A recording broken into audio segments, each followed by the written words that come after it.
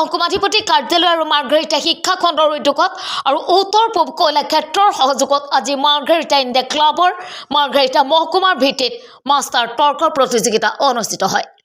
শিক্ষা অনুষ্ঠানসমূহত ৰাজনীতি নিষিদ্ধ কৰা উচিত শীৰ্ষক বিষয়ৰ ওপৰত অনুষ্ঠিত তৰ্ক প্ৰতিযোগিতাখনৰ পৰিচালনা কৰে শিক্ষয়িত্ৰী জুনমণি বৰুৱা গগৈ। অনুষ্ঠানত উপস্থিত থাকে মুখ্য অতিথি মাৰ্ঘেৰিটা মহকুমাধিপতি প্ৰীতি কুমাৰী, বিশিষ্ট সাহিত্যিক তথা উত্তৰ পূব কয়লা ক্ষেত্ৰৰ মুখ্য চিকিৎসক ভৃগেশ্বৰ শৰ্মা, মহকুমা নিৰ্বাচনী বিষয়া অদিতি নেওগে, মাৰ্ঘেৰিটা খণ্ড প্ৰাথমিক শিক্ষা বিষয়া পৰেশ বৰুৱা, শ্ৰেষ্ঠ দল ইৰাণী কলিতা, সন্তোষ দৰ্জী, প্ৰথম শ্ৰেষ্ঠ দল কল্লুল বৰা, হিনা বেগম বৰভূঞা, দ্বিতীয় শ্ৰেষ্ঠ দল নিকিতা লামা আৰু ৰাহুল ভুজেল। প্ৰতিযোগিতাখনৰ বঁটা বিতৰণী অনুষ্ঠানৰ আধৰে পাৱৈ মণ্ডলৰ কেন্দ্ৰৰ সমন্বয়কা পল্লৱী গগৈ। অনুষ্ঠানত যুৱ সাংবাদিক মানৱ প্ৰতিম গগৈক সম্বৰ্ধনা জনোৱা হয়।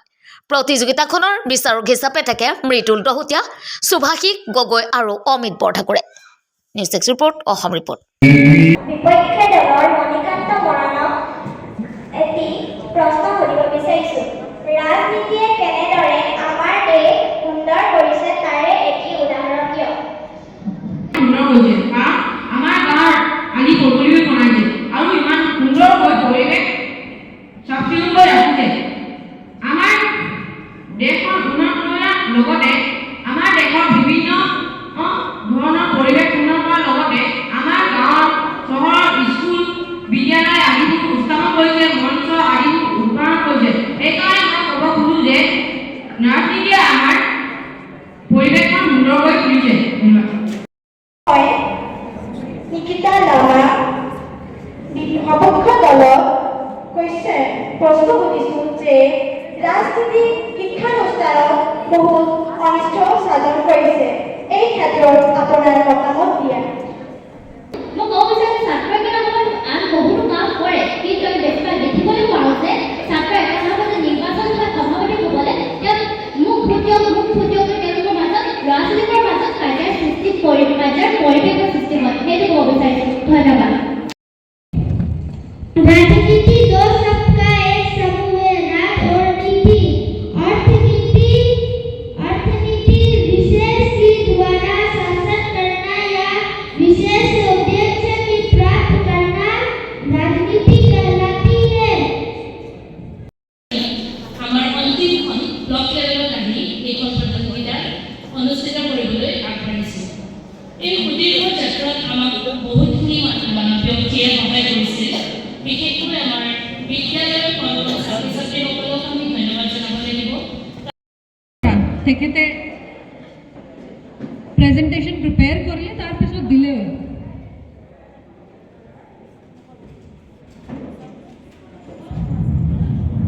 अभी अगर कोई चुप नहीं हुआ ना स्टूडेंट्स में से, मैं ऊपर बुलाऊंगी स्टेज पे।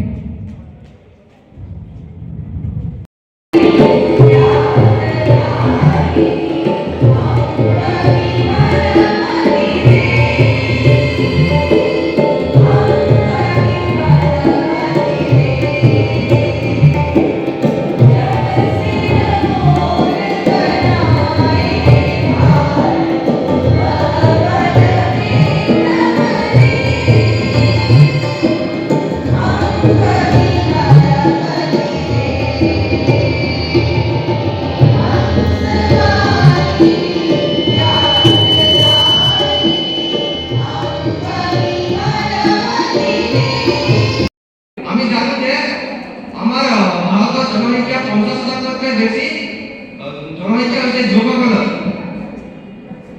গতিকে তেওঁলোকে নিজৰ উদ্ভাৱনী শক্তিৰে নিজৰ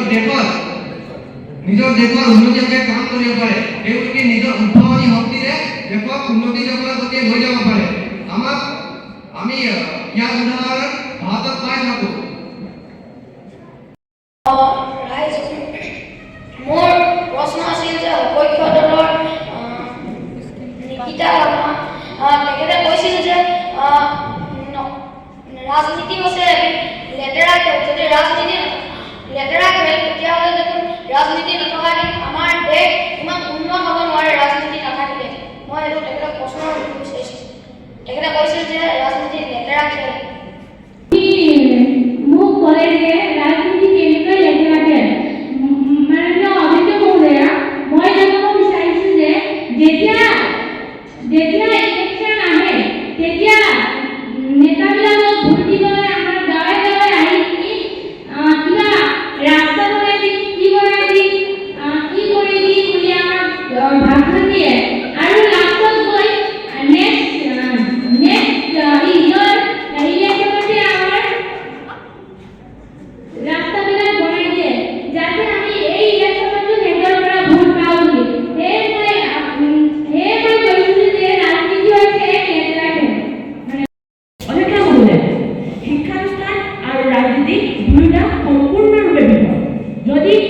আমি আমাৰ ছাত্ৰ জীৱনতে শিক্ষানুষ্ঠানত ভালদৰে শিক্ষা গ্ৰহণ কৰি লওঁ তেন্তে ভৱিষ্যতে আমি নিজকে এজন সমাজৰ এজন সুনাগৰিক হিচাপে প্ৰতিষ্ঠিত কৰিব পাৰিম।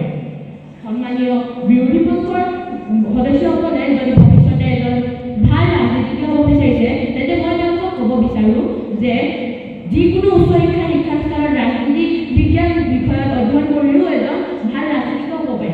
সেইবাবে যে শিক্ষানুষ্ঠানত ৰাজনীতি কৰিবই লাগিব তাৰ কোনো মানে নাই। অধ্যক্ষ মহোদয়, মই ভাবোঁ ৰাজনীতি কৰিব হ'লে শিক্ষিত হোৱাটো অত্যন্ত প্ৰয়োজনীয়। সন্মানীয় বিৰোধী পক্ষৰ সদস্যসকলে কেনেদৰে ভাবিব পাৰিলে যে আমি তেওঁলোকে ভৱিষ্যতে এজন ভাল ৰাজনীতিজ্ঞ হ'ব পাৰিব বুলি? কাৰণ যদি তেওঁলোকৰ শিক্ষিত অৱস্থাই নাই তেন্তে তেওঁলোকৰ কোনো উন্নতি হ'ব নোৱাৰে, কাৰণ শিক্ষাৰ অবিহনে আমি এটা ডাঙৰ শূন্য। অধ্যক্ষ মহোদয়, ছাত্ৰনাম অধ্যয়ন তপ বুলি এটা কথা আছে।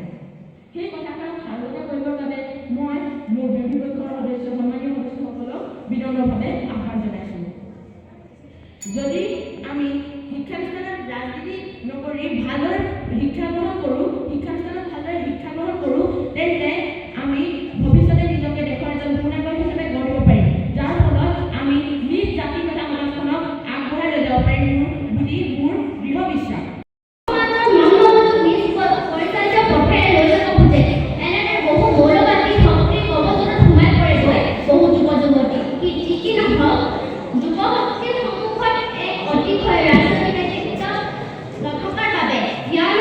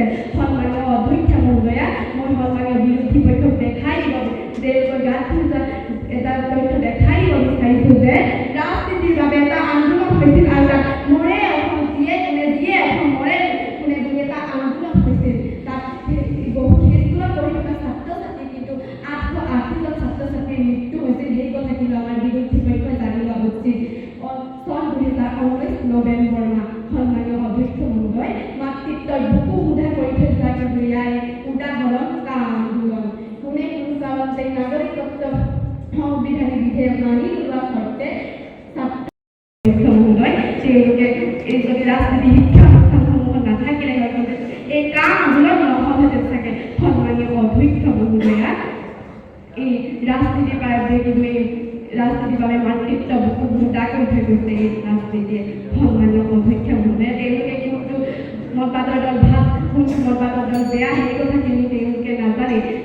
ছাত্ৰ ছাত্ৰীসকলে কিন্তু অধ্যয়নতহে গুৰুত্ব দিব লাগে আৰু ভাৰতৰ প্ৰাচীন যোগীসকল কৈছে যে অধ্যয়ন ছাত্ৰক অধ্যয়ন তপন বুলি তেওঁলোকে কিন্তু অধ্যয়নতহে গুৰুত্ব দিয়া ভাল আৰু যদি এনে এখন প্ৰাথমিক বিধেয়কৰ মই সেইবাবেই সমৰ্থন কৰিলোঁ সন্মানীয় অধ্যক্ষ মহোদয়া বৰ্তমান সময়ত কিন্তু এই ৰাজনীতিৰ ক্ষেত্ৰত কেন্দ্ৰীয় ক্ৰিয়াকলাপৰ দৰেহে হৈছে সন্মানীয় অধ্যক্ষ মহোদয়া প্ৰত্যেক বছৰে কিন্তু এই শিক্ষা অনুষ্ঠানসমূহত এই নিৰ্বাচনৰ প্ৰক্ৰিয়া আৰম্ভ কৰা হয় আৰু নিৰ্বাচনৰ কাৰণে ছাত্ৰ ছাত্ৰীসকলৰ মাজত অহিংসা ভাণ্ডামী তথা শোষণৰ ইতিহাস হয় সেইবাবে মাননীয় অধ্যক্ষ মহোদয় মই এনে এখন প্ৰাথমিক বিধেয়কৰ সমৰ্থন কৰিলোঁ মই এইটো ক'ব বিচৰা নাই যে ৰাজনীতি বেয়া ৰাজনীতি ভাল কিন্তু মই এইটোহে ক'ব বিচাৰিছোঁ যে শিক্ষা অনুষ্ঠান প্ৰতিষ্ঠানসমূহত কিন্তু ৰাজনীতি উচিত নহয় देना चाहिए मैं इस विषय वस्तु का पुरजोर विरोध करते हुए सदन के समक्ष यह सिद्ध कर देना चाहता हूं कि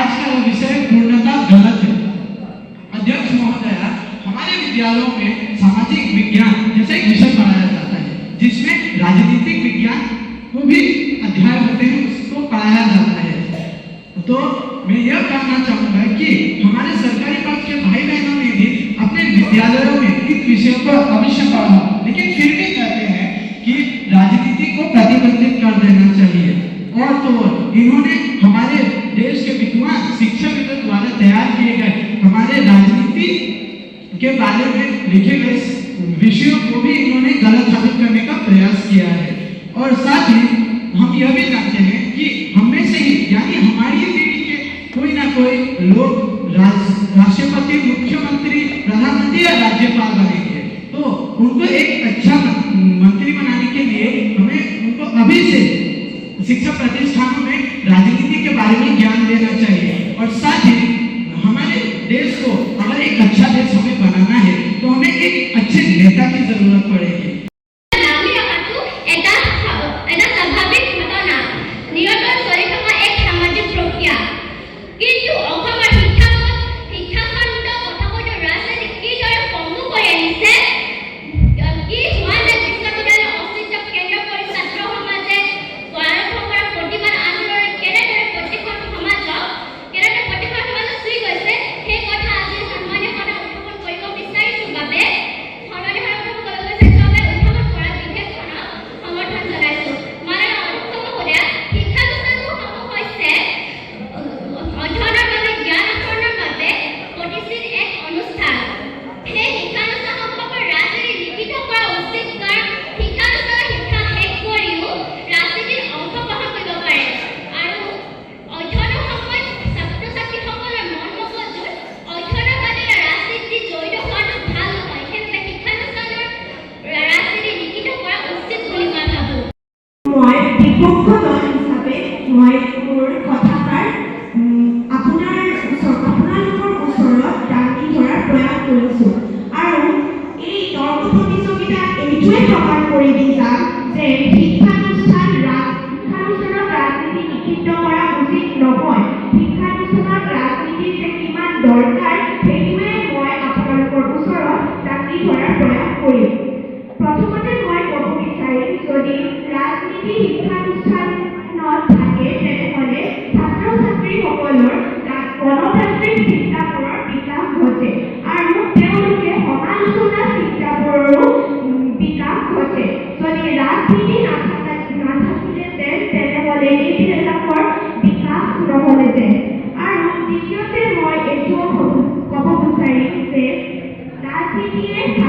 ছাত্ৰীবিলাকক ইমান সুযোগ দিয়ে য'ত ছাত্ৰ ছাত্ৰীয়ে নিজৰ মতামত প্ৰকাশ কৰিব পাৰে আৰু অন্যান্য ছাত্ৰ ছাত্ৰীৰ মতামতো শুনিব পাৰে।